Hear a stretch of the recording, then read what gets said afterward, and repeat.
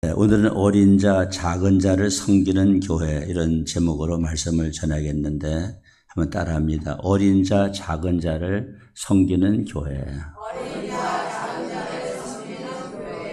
네, 어린이라고 하는 말을 제일 먼저 사용한 사람은 1920년에 소파 방정환 선생님이 어린이라고 하는 말을 처음 썼습니다. 그전에는 애기들 이렇게 표현했는데 방정환 선생님으로부터 어린이라고 하는 말이 생겨났습니다. 1920년대는 일제강점기지요. 그때의 방정환 선생님은 장차 이 나라를 독립하고 이 나라를 짊어지고 갈 수 있는 사람들은 어린아기다. 이 어린이를 잘 키워야 된다. 그런 생각을 가지고 이 어린이를 존중하는 그런 그 때를 만들었죠. 그리고 어린이 주일이라고 하는 것은 미국의 주일학교에서 제일 처음 만들어졌는데 6월 둘째죠. 그때는 꽃이 활짝 피는 그런 때입니다. 그때에 어린이 주일을 만들었는데 이제 어린이날이 있는 5월 달로 그날이 변경이 되어서 우리 교회에서는 5월 첫 주를 어린이 주일로 그렇게 지키게 됩니다. 어린이 주일에 가장 많이 쓰는 성경 본문이 오늘 이 마태복음 18장 1절서부터 10절에 나오는 이 말씀이에요. 그러니까 우리가 어린이 하면은 물론 이렇게 교회에서 유초동부의 어린이들도 말하지만은 그래서 성경이 말하는 그 어린 자를 섬기라는 그 어린 자라고 하는 것이 누구를 말하는 것인가? 물론 먼저는 어린아이를 말하죠. 마태복음 18장 1절서부터 5절에 그 어린아이라고 하는 데 노란 아마 색이 쳐져 있을 텐데 같이 보면서 읽겠습니다. 시작. 그때의 제자들이 예수께 나와 이르되 천국에서는 누가 크니까? 예수께서 한 어린아이를 불러 그들 가운데 세우시고 이르시되 진실로 너에게 이르노니 너희가 돌이켜 어린아이들과 같이 되지 아니하면 결단코 천국에 들어가지 못하리라. 그러므로 누구든지 이 어린아이와 같이 자기를 낮추는 사람이 천국에서 큰 자니라. 또 누구든지 내 이름으로 이런 어린아이 하나를 영접하면 곧 나를 영접함이니. 그러니까 어린아이를 영접하라. 어린아이들에게 잘해라. 그것이 틀림없는 겁니다. 그렇지만은 그 다음에 6절로 가서 보면은 좀 단어가 바뀌고 있어요. 어떻게 바뀌느냐. 자, 시작. 누구든지 나를 믿는 이 작은 자 중 하나를 실족하게 하면 차라리 연자맷돌이 그 목에 달려서 깊은 바다에 빠뜨려지는 것이 나으니라. 아멘. 그래서 1절서부터 5절까지는 어린아이, 어린 자라고 말하다가 6절에 가보면은 작은 자라고 단어가 바뀝니다. 이 말씀은 뭐냐면은 어린 자나 작은 자나 같은 맥락이라는 것을 말해주고 있어요. 여기에 어린 자라고 하는 것은 파이디온이라고 하는 말이고 그 다음에 작은 자라고 하는 말은 미크론이라는 말이에요. 그러니까 파이디온이라고 하는 말은 교회에서 말하는 어린 아이들, 주일학교 아이들, 파이디온입니다. 미크론은 누구냐? 미크론은 작은 자, 연약한 자, 소외된 자, 그리고 어린 신자, 돌봐줘야 될 그런 그 연약한 분들, 이런 분들이 작은 자 미크론에 속하는 것이에요. 그렇기 때문에 오늘 말씀의 제목이 어린 자, 작은 자를 섬기는 교회다. 교회는 어린아이들도 잘 섬겨야 되지만은 연약한 성도, 힘이 없는 성도, 돌봐줘야 될 성도, 소외된 이웃들을 잘 섬기는 것도 교회가 감당해야 되는 사명인 것을 믿으시기를 바랍니다. 그럼 오늘 성경이 왜 이 어린 자, 작은 자를 잘 섬겨야 된다고 말씀하느냐? 이 본문이 나오게 된 배경이 있습니다.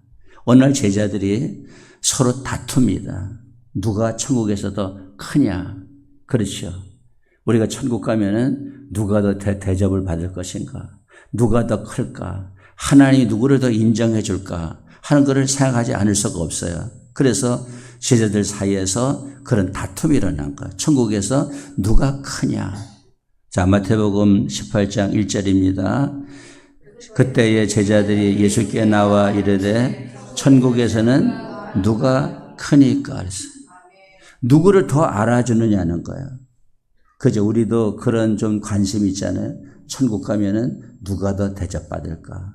누구를 더 크게 생각할까? 이런 생각이 있잖아요. 그때 예수님이 하신 대답이 뭐냐 하면은 어린아이를 불러 세우시고 너희가 이 어린아이와 같이 자기를 낮추는 자가 되면은 천국에서 큰 자가 된다. 어린아이처럼 되라. 그러면 천국에서 큰 자가 된다. 이렇게 말씀한 거예요. 자, 마태복음 18장 3절 4절 시작. 이르시되 진실로 너에게 이르노니 너희가 돌이켜 어린아이들과 같이 되지 아니하면 결단코 천국에 들어가지 못하리라. 그러므로 누구든지 이 어린아이와 같이 자기를 낮추는 사람이 천국에서 큰 자니라. 이상한 서열을 말씀한 거죠. 우리가 이해할 수 없는, 천국에 가서는 이 세상의 서열처럼 돈이 많다든지 권력이 있다든지 아니면은 상급 받을 일을 많이 했다든지 이런 사람이 대접받는 곳이다 이러면 금방 이해가는데 어린아이처럼 자기를 낮추는 자가 큰 자리다 하니까 이상한 서열을 말씀한 거예요. 그럼 우리가 천국에 가서 큰 자가 되기 위해서는 우리가 어린아이와 같은 자가 되어야 되는데 또 작은 자 그리고 어린 자를 잘 섬기는 자가 되어야 되는데 정말로 파이디온이나 미크론을 잘 섬기는 자가 되어야 천국에서 큰 자인데 어떻게 하면은 잘 섬기는 사람이 될 수 있을까 하는 걸 함께 나누면서 은혜의 시간이 되기를 원합니다. 잘 섬긴다는 것은 첫째로 영접을 잘해야 된다. 영접을 잘해야 된다. 그래서 이 어린아이들, 연약한 자들을 천국의 백성으로 영접하는 것이에요. 자, 마태복음 18장 5절입니다. 시작. 또 누구든지 내 이름으로 이런 어린아이 하나를 영접하면 곧 나를 영접함이니랬어요. 그 여기 영접이라고 하는 건 뭐냐 하면은 다른 말로 말하면 대접이죠. 대접. 대접을 잘하는 거. 그러니까 어린아이들을 잘 대접하고 그 다음에 연약한 성도, 소외된 자들을 잘 대접하는 것이 천국에서 복을 받는 비결이 된다는 거예요. 그래서 이 성경에 보면은 누구를 대접하는 애에 따라 가지고 그 사람이 받는 복을 받게 된다는 거예요. 선지자를 대접하면 선지자의 상을 받고 의인을 대접하면 의인의 상을 받고 소자에게 냉수 한 그릇도 대접하면 그 상을 받는다.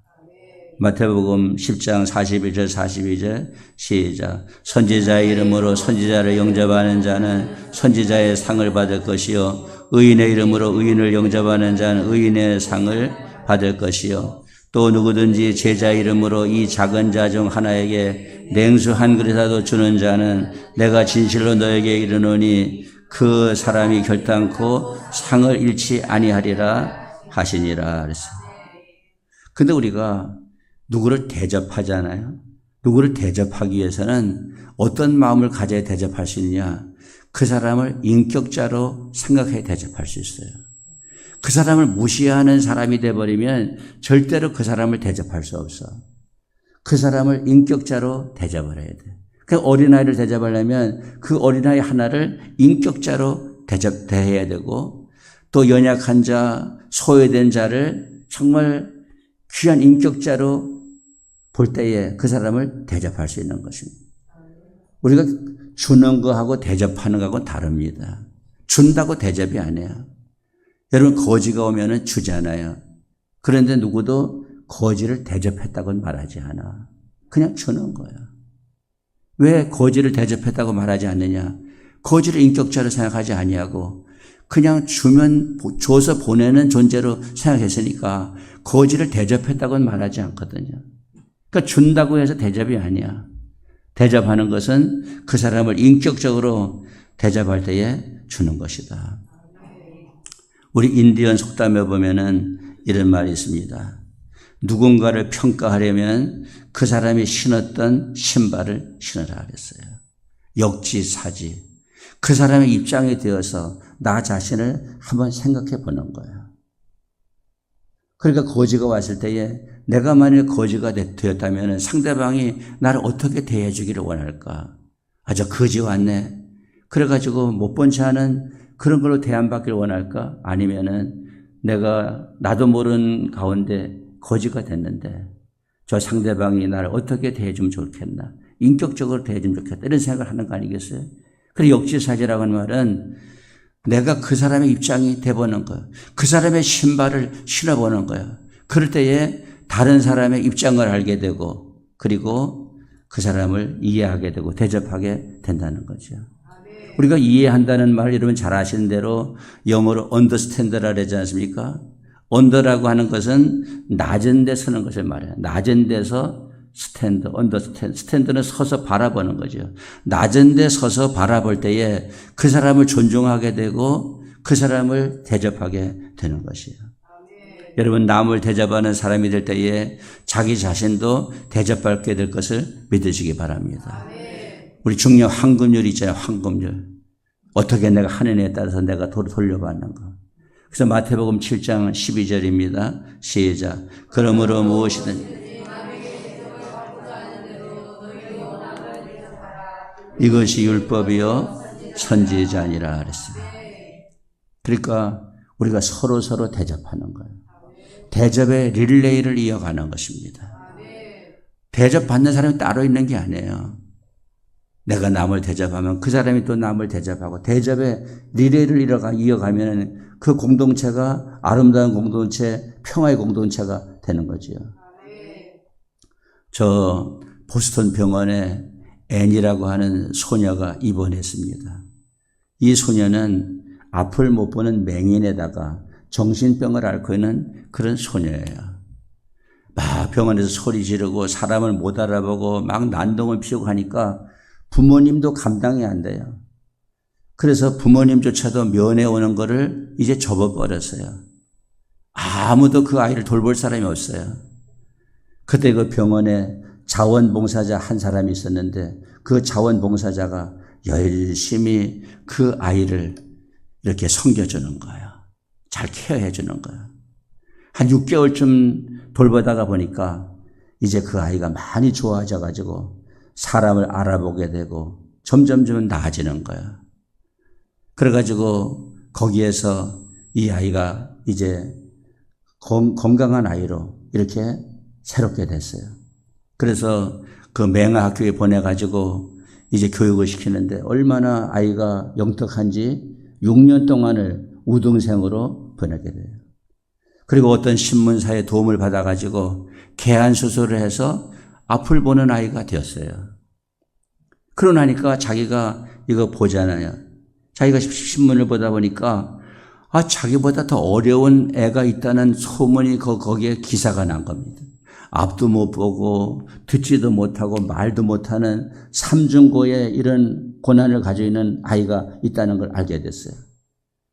그때에 이 아이가 앤이라는 아이가 나도 이렇게 자원봉사자의 도움을 받아가지고 내가 이렇게 눈도 뜨고 건강한 사람이 됐는데 나도 그 사람을 도왔으면 좋겠다. 그래가지고 그 말도 못하고 듣지도 못하고 그리고 보지도 못하는 아이를 찾아가가지고 48년 동안 그 아이 곁에 머물면서 그 아이를 훌륭한 사람으로 키워내는 거예요. 그 훌륭한 사람을 키워낸 그 사람이 누구냐 하면은 헬렌 켈러가 세상에 태어난 거예요. 그 헬렌 켈러가 영국의 빅토리아 여왕의 상을 받을 때에 그 헬렌 켈러가 이런 얘기해요. 내가 이렇게 된 거는 설립한 선생님의 도움이었다. 그러니까 자원봉사자가 그렇게 잘 키운 그 애니가 설립안이고 그 설립안이 앞 못 보고 듣지 못하고 그리고 말 못하는 사람을 키워낸 사람이 헬렌 켈러인 거예요. 자원봉사자가 설리반을 키우고 설리반이 헬렌 켈러를 키워내게 된 것이요. 이것이 뭐냐면 대접의 리레이가 된 것이죠. 여러분, 우리는 정말 다른 사람들을 잘 영접하는 그런 사람이 될 때에 작은 자 그리고 어린 자를 잘 섬기는 사람이 되는 것입니다. 그 다음에 두 번째는 보호를 잘해야 돼요. 보호를 잘해야 된다. 여기 마태복음 18장 6절서부터 7절 좀 보겠습니다. 시작. 누구든지 나를 믿는 이 작은 자 중 하나를 실족하게 하면 차라리 연자 맷돌이 그 목에 달려서 깊은 바다에 빠뜨려지는 것이 나으니라. 실족하게 하는 일들이 있음으로 말미암아 세상에 화가 있도다. 실족하게 하는 일이 없을 수는 없으나 실족하게 하는 그 사람에게는 화가 있도다 그랬어요. 그러니까 우리가 다른 사람을 보호하는 것은 그 사람을 실족시키지 않는 것이죠.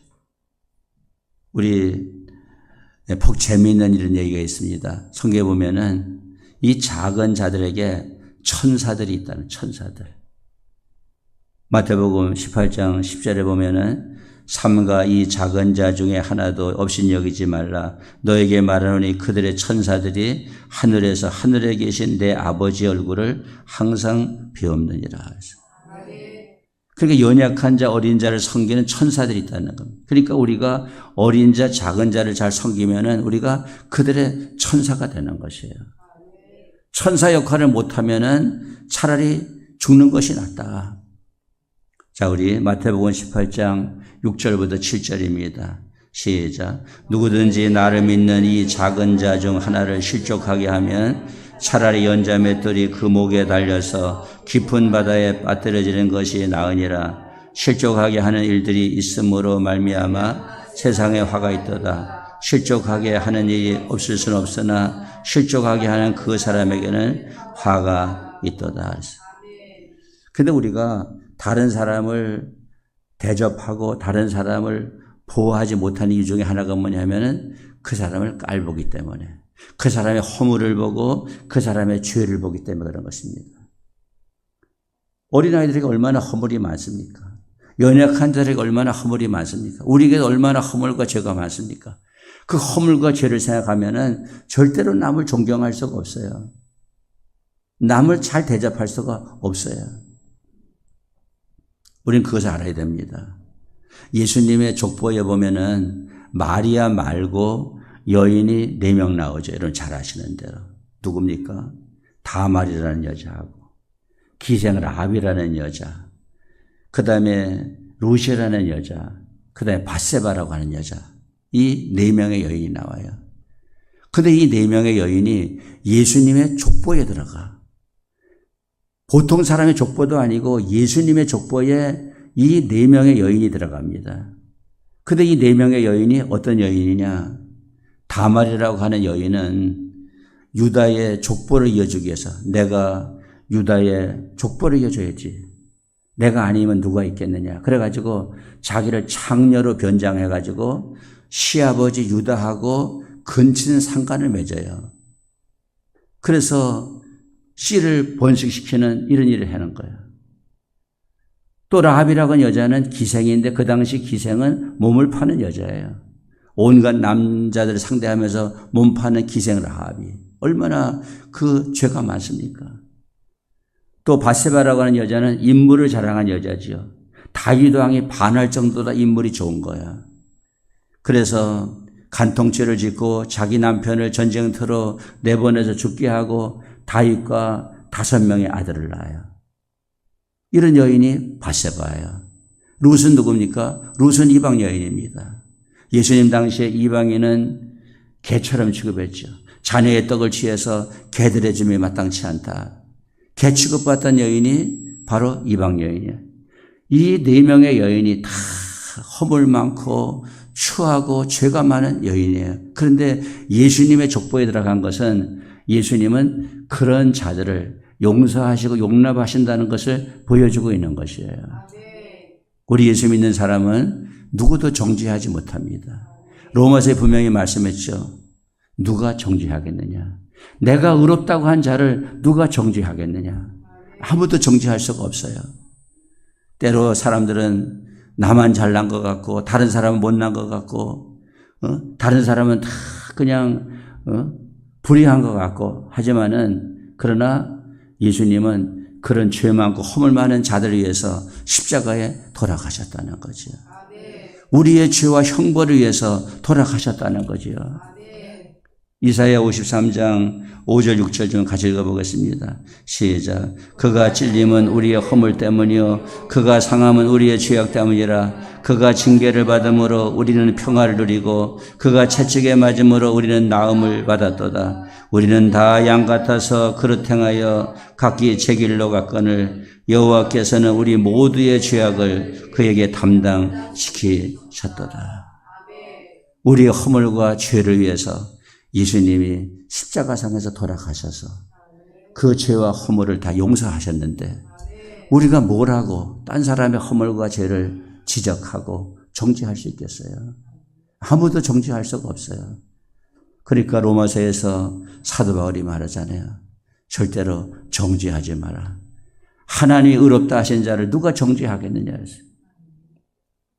어린아이, 작은 자, 우리를 포함해서 다 허물과 죄가 많지만은 그들을 보호하고 대접해야 되는 이유는 그들이 하나님의 은혜로 구원받은 한 인격자라고 하는 사실을 우리가 잊어서는 안 된다는 거죠. 마지막 세 번째는 축복을 잘 해야 됩니다. 어린아이를 축복해. 예수님이 어린아이를 안으셨다는 것은 그 어린아이를 축복했다는 거거든요. 자, 마가복음 9장 36절입니다. 시작. 어린아이 하나를 데려다가 그들 가운데 세우시고 안으시며 제자들에게 이르시되 그랬어요. 그러니까 안는다는 것은 축복하는 거예요. 오늘 우리는 다른 사람을 축복하는 자가 되어야 됩니다. 축복할 때에 나도 축복받는 자가 되는 것이죠. 가정에서도 자녀들을 축복하는 것입니다. 랄프 갈복이라고 하는 사람이 가정의 축복에서 이런 얘기해요. 구약의 믿음의 조상들이 자손들을 축복하듯이 목사가 교우들을 축복하듯이 가정의 어버이들은 거룩한 손을 들어 자식을 위하여 축복해야 될 권세가 있고 의무가 있고 특권이 있다 그랬어요. 그러니까 창세기가 보면은 족장시대에는 아버지가 하는 축복이 하나님이 하는 축복이야. 그래서 아브라함이 이삭에게 축복하고 이삭이 야곱에게 축복하고 야곱이 또 요셉과 므낫세와 에브라임에게 또 축복하는 것입니다. 오늘 우리에게는 하나님께서 축복할 수 있는 은혜를 허락해 주셨어요. 많은 사람들에게 축복을 빌어주는 거죠. 우리 주이시 마다라고 하는 그 교육법에 보면은 그 구약의 성경의 그 어머니들이 교육하는 방법 중에 하나가 뭐냐 하면은 절대 비교법을 쓰지 말라. 비교하지 마. 이게 주이시 마다법의 특징이에요. 왜 우리가 다른 사람들 멸시하느냐? 비교하기 때문에. 이 사람하고 이 사람하고 비교해 보니까 이 사람이 좀 우월한 것 같고 이 사람이 못난 것 같아. 그러니까 못난 사람을 비교하다가 보니까 대접하지 못하고 축복하지 못하는 거죠. 사람은 비교의 대상이 아닙니다. 다 하나님이 창조하신 하나님이 사랑하는 하나님의 백성들이다. 절대로 비교하면 안 되죠. C.S. 루이스는 순전한 기독교에서 이런 말 합니다. 다른 사람보다 우월하다는 생각으로부터 나오는 기쁨은 우리를 교만하게 만든다는 거예요.